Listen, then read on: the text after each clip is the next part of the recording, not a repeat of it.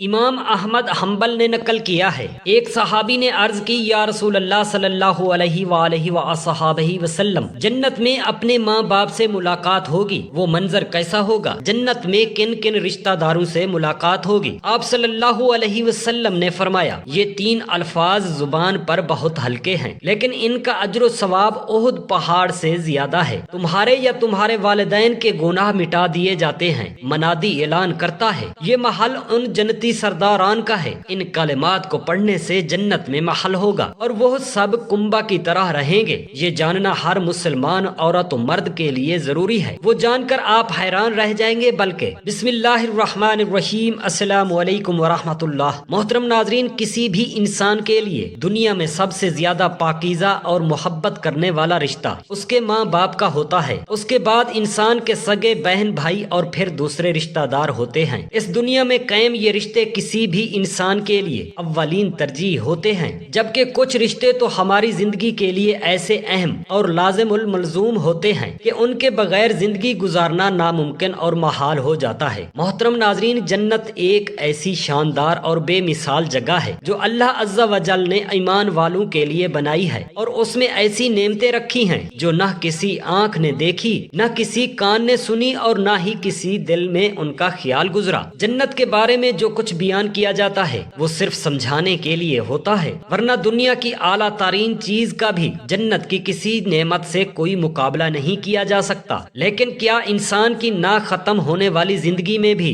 ہمارے لیے اہم اور پاکیزہ رشتے ہمارے ساتھ ہوں گے؟ یعنی جنت میں یہ سوال اکثر ہمارے ذہنوں میں آتا ہے کہ اس دنیا میں سب سے عظیم رشتے یعنی ہمارے ماں باپ جنت میں بھی ہمارے ساتھ ہوں گے یا نہیں؟ حدیث و سنت کی روشنی میں اس کا جواب جاننے کی کوشش کرتے ہیں۔ احادیث میں ہے کہ جب کوئی روح عالم برزخ میں پہنچتی ہے تو وہاں موجود روحیں اس سے ملنے آتی ہیں اور دنیا میں اپنے رشتہ داروں کے بارے میں معلوم کرتی ہیں، اور اس طرح سے جب کوئی انسان مرنے کے بعد عالم برزخ میں پہنچتا ہے، اس کے رشتہ دار اس سے ایسے ملتے ہیں جیسے کسی دور دراز سے آنے والے مسافر سے ملاقات کی جاتی ہے، اور دونوں آپس میں مل کر بہت زیادہ خوش ہوتے ہیں۔ ارشاد باری تعالیٰ ہے، اے میرے بندو، آج تم پر نہ کوئی خوف طاری ہوگا اور نہ ہی غم، میرے وہ بندے جو ہماری آیتوں پر ایمان لائے تھے اور فرما بردار رہے تھے، تم بھی اور تمہاری بیویاں بھی خوشی سے چمکتے چہروں کے ساتھ جنت میں داخل ہو جاؤ۔ ان کے آگے سونے کی پیالے اور گلاس گردش میں لائے جائیں گے، اور جنت میں ہر وہ چیز ہوگی جس کی دلوں کو خواہش ہوگی اور جس میں آنکھوں کو لذت حاصل ہوگی۔ ان سے کہا جائے گا، اس جنت میں تم ہمیشہ رہو گے۔ میرے مسلمان بہن بھائیوں، ان آیات سے یہ بات ثابت ہوتی ہے کہ جنتی مردوں کی بیویاں بھی جنت میں ان کے ساتھ ہوں گی اور ایک ساتھ ہی جنت میں رہیں گے۔ وہاں جنت میں انہیں ہر وہ چیز مہیا کی جائے گی جس کی وہ خواہش کریں گے۔ حضرت ابو ہریرہ رضی اللہ تعالی عنہ سے روایت ہے کہ رسول خدا صلی اللہ تعالی علیہ وآلہ وصحابہ وسلم نے ارشاد مبارک فرمایا، جس وقت کوئی مومن بندہ مرنے کے قریب ہوتا ہے تو رحمت کے فرشتے سفید ریشمی کپڑا لے کر آتے ہیں اور روح سے کہتے ہیں کہ نکل جا، تو اللہ سے رضا مند ہے اور اللہ تجھ سے رضا مند ہے۔ اللہ تعالیٰ کی رحمت کی جانب سے، اس کے رزق کی جانب اور اپنے پروردگار کی جانب جو کہ غضبناک نہیں ہے۔ پھر وہ روح اس طرح معطر حالت میں نکل جاتی ہے اور عمدہ خوشبودار مشکدار کپڑے میں لپیٹ کر اس روح کو فرشتے ہاتھ پر اٹھائے ہوئے آسمان کے دروازوں پر لے جاتے ہیں۔ تو آسمان والے فرشتے کہتے ہیں، کیا عمدہ خوشبو ہے جو کہ زمین سے آئی ہے۔ پھر اس کو اہل ایمان کی ارواح کے پاس لاتے ہیں تو وہ ارواح خوش ہوتی ہیں، اور یہ خوشی اس دنیاوی خوشی سے کہیں زیادہ ہوتی ہے جو کسی بچھڑے ہوئے کی آمد سے انسان کو میسر آتی ہے۔ پھر وہ پہلے سے موجود مومنین اس نئے آنے والے سے دریافت کرتے ہیں کہ فلاں آدمی کا کیا حال ہے اور فلاں آدمی کا کیا ہوا، یعنی جس شخص کو دنیا میں چھوڑ کر گئے تھے اب وہ کس طرح کے کاموں میں مشغول ہیں۔ اور پھر انہی میں سے چند ارواح آپس میں ایک دوسرے سے کہتی ہیں کہ ابھی ٹھہر جاؤ اور اسے چھوڑ دو، کیونکہ یہ دنیا کے غم میں مبتلا ہے۔ یہ آنے والی روح پوچھتی ہے، کیا وہ شخص ابھی تم لوگوں کے پاس نہیں پہنچا؟ وہ تو کب کا مر چکا تھا۔ اس پر وہ روحیں کہتی ہیں کہ پھر وہ تو جہنم میں گیا ہوگا۔ میرے مسلمان بہن بھائیوں، ہمارے پیارے نبی کریم حضرت محمد مصطفیٰ صلی اللہ تعالی علیہ وآلہ وصحابہ وسلم نے فرمایا کہ تمہارے اعمال تمہارے ان رشتہ داروں اور خاندانوں والوں کے ساتھ جو آخرت یعنی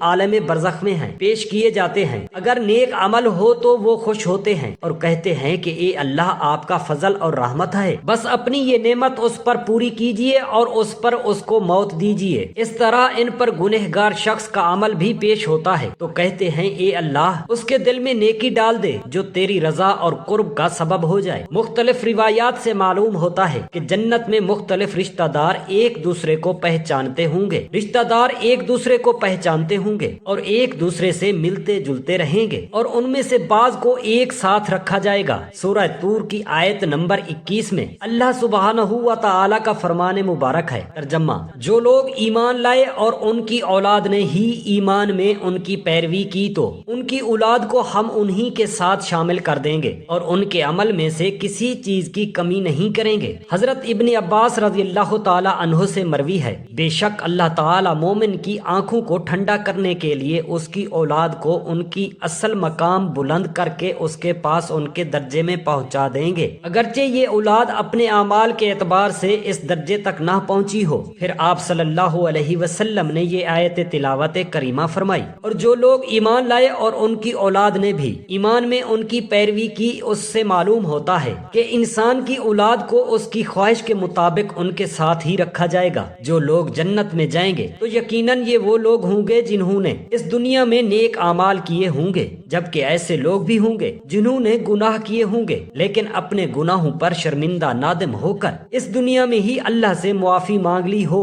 اور سچے دل سے توبہ استغفار کر لیا ہو تو اللہ تعالیٰ ان کو معاف فرما کر جنت میں داخل کرے گا، جہاں اللہ عز و جل ان کی ہر خواہش پوری فرما دے گا۔ اور یقیناً اس کی خواہش میں سے ایک خواہش یہ بھی ہوگی کہ دنیا میں اس سے جو بھی گناہ سرزد ہو چکے ہوں یا کوئی گناہ والے اعمال اس نے کیے ہوں تو اس سے وہ تمام اعمال بھلا دیے جائیں، کیونکہ جنت امن اور سکون کی جگہ ہوگی جہاں منفی خیالات اور غم و غصے کی کوئی گنجائش نہ ہوگی، اور ایک مومن اور جنتی کے لیے ہر طرف خوشحالی ہی خوشحالی ہوگی، جیسا کہ سورہ بقرہ کی آیت نمبر 25 میں ارشاد باری تعالیٰ ہے۔ ترجمہ: اور جو لوگ ایمان لائے اور نیک عمل کرتے رہے ان کو خوشخبری سنا دو کہ ان کے لیے جنت کے باغ ہیں جن سے نہریں بہ رہی ہیں، جب انہیں ان میں سے کسی قسم کا میوہ کھانے کو دیا جائے گا تو کہیں گے یہ تو وہی ہے جو ہم کو پہلے بتایا گیا تھا، اور انہیں ایک دوسرے کے ہم شکل میں بھی دیے جائیں گے، اور وہاں ان کے لیے پاک بیویاں ہوں گی اور وہ جنت میں ہمیشہ رہیں گے۔ میرے مسلمان بہن بھائیوں، ایک اور حدیث میں ہے کہ رسول خدا صلی اللہ علیہ وآلہ وسلم نے فرمایا، جب اہل جنت جنت میں داخل ہوں گے تو اور ان میں سے کسی کو اپنے بھائیوں اور رشتہ داروں سے ملنے کی خواہش ہوگی تو اس کا بستر اسے اڑا کر ان کے بستروں کے برابر پہنچا دے گا، اور پھر دونوں تکیہ لگا کر دنیا میں گزرے ہوئے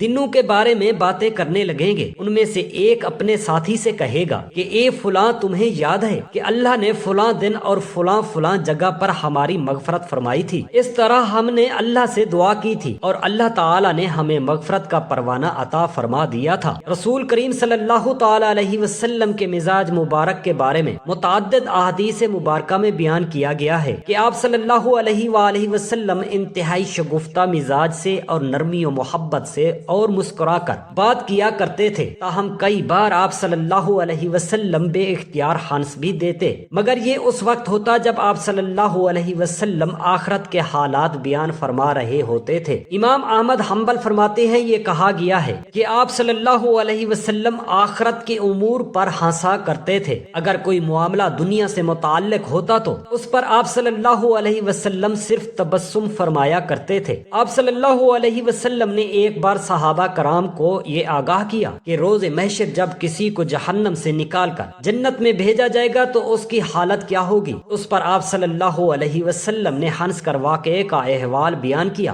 بخاری شریف اور مسلم شریف میں یہ متفقہ علیہ حدیث مبارک یوں بیان کی گئی ہے۔ حضرت عبداللہ بن مسعود رضی اللہ تعالی عنہ سے روایت ہے کہ حضور نبی کریم صلی اللہ علیہ وآلہ وسلم نے فرمایا، مجھے اچھی طرح معلوم ہے کہ سب سے آخر میں جہنم سے کون نکالا جائے گا، یہ سب سے آخر میں کون جنت کے اندر داخل ہوگا۔ یہ آدمی اپنے جسم کو گھسیٹتا ہوا جہنم سے باہر نکالے گا، چنانچہ اللہ تعالیٰ اس سے فرمائے گا جا جنت میں داخل ہو جا، وہ جنت میں داخل ہوگا تو اس کو گمان گزرے گا کہ شاید یہ بھری ہوئی ہے، چنانچہ وہ واپس لوٹ کر عرض گزار ہوگا، اے رب تعالیٰ وہ تو بھری ہوئی ہے، بس اللہ تعالیٰ اس سے فرمائے گا جا جنت میں چلا جا، لہٰذا وہ جنت میں داخل ہوگا، جنت میں جا کر پھر گمان گزرے گزرے گا کہ شاید یہ بھی بھری ہوئی ہے، پس وہ واپس لوٹ کر پھر عرض کرے گا اے رب تعالیٰ وہ بھی بھری ہوئی پائی ہے، چنانچہ اللہ تعالیٰ اس سے فرمائے گا جا اور جنت میں داخل ہو جا، کیونکہ تیرے لیے جنت میں دنیا کے برابر بلکہ اس سے 10 گنا زیادہ حصہ ہے،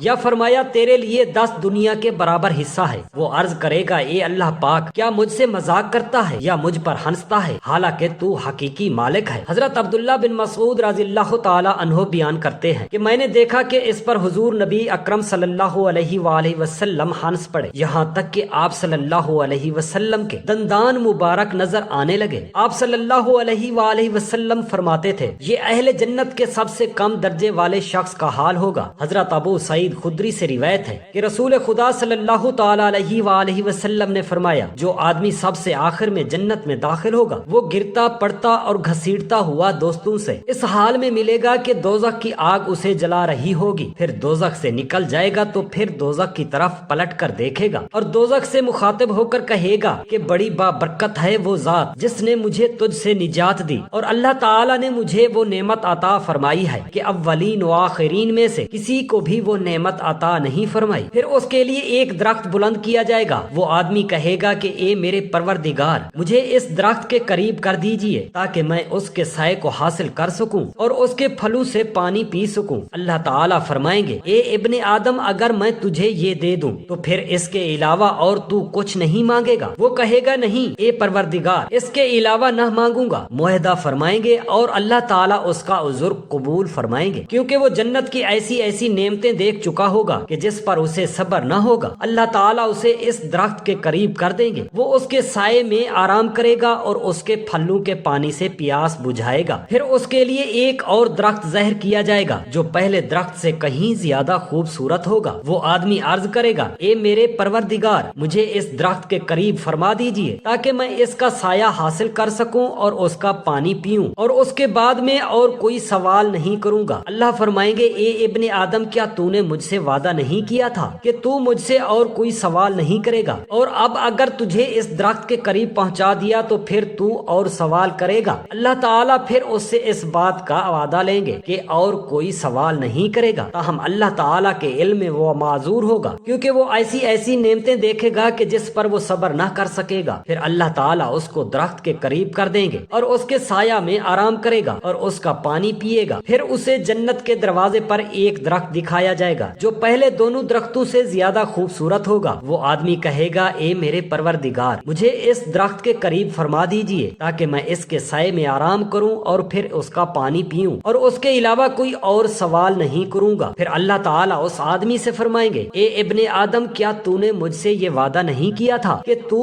اس کے بعد اور کوئی سوال نہیں کرے گا؟ وہ عرض کرے گا ہاں اے میرے پروردگار اب میں اس کے بعد اس کے علاوہ اور کوئی سوال نہیں کروں گا۔ اللہ اسے معذور سمجھیں گے کیونکہ وہ جنت کی ایسی ایسی نعمتیں دیکھے گا کہ جس پر وہ صبر نہیں کر سکے گا۔ پھر اللہ تعالیٰ اسے درخت کے قریب کر دیں گے۔ جب وہ اس درخت کے قریب پہنچے گا تو جنت والوں کی آواز سنے گا تو وہ پھر عرض کرے گا اے میرے رب مجھے اس میں داخل کر دے۔ تو اللہ فرمائیں گے اے ابن آدم تیرے سوال کو کون سی چیز روک سکتی ہے؟ کیا تو اس پر راضی ہے کہ تجھے دنیا اور دنیا کے برابر دے دیا جائے؟ وہ کہے گا اے میرے رب تعالی تو مجھ سے مذاق کرتا ہے۔ یہ حدیث بیان کر کے حضرت عبداللہ رضی اللہ تعالی عنہ ہنس پڑے اور لوگوں سے فرمایا کہ تم مجھ سے کیوں نہیں پوچھتے کہ میں کیوں ہنسا؟ لوگوں نے کہا کہ آپ کس وجہ سے ہنسے؟ فرمایا رسول خدا صلی اللہ تعالی علیہ وآلہ وسلم اسی طرح ہنسے تھے۔ فرمایا اللہ رب العالمین کے ہنسنے کی وجہ سے جب وہ آدمی کہے گا کہ آپ رب العالمین ہونے کے باوجود مجھ سے مذاق فرما رہے ہیں تو اللہ فرمائیں گے تو دنیا میں میرے ساتھ کسی کو شریک نہیں کیا اور استغفار و الحمدللہ پڑھتا تھا، میری رضا پر ہر وقت راضی رہتا تھا۔ اب میں تجھ سے راضی ہوں، اب تو اپنے کنبے کے ساتھ جنت کے محل میں رہے کہ میں تجھ سے مذاق نہیں کرتا مگر جو چاہوں کرنے پر قادر ہوں۔ اللہ تعالیٰ سے دست ادب دعا ہے میرے تمام مسلمان بہن بھائیوں کو عالم برزخ میں جنت الفردوس عطا فرمائے اور اس دنیا میں میرے تمام بہن بھائیوں کے بچوں کو اللہ پاک اپنے حفظ و امان میں رکھے اور ان کی ہر خواہشات کو منظور و مقبول فرمائے، آمین یا رب العالمین۔ جزاک اللہ خیرا کثیر۔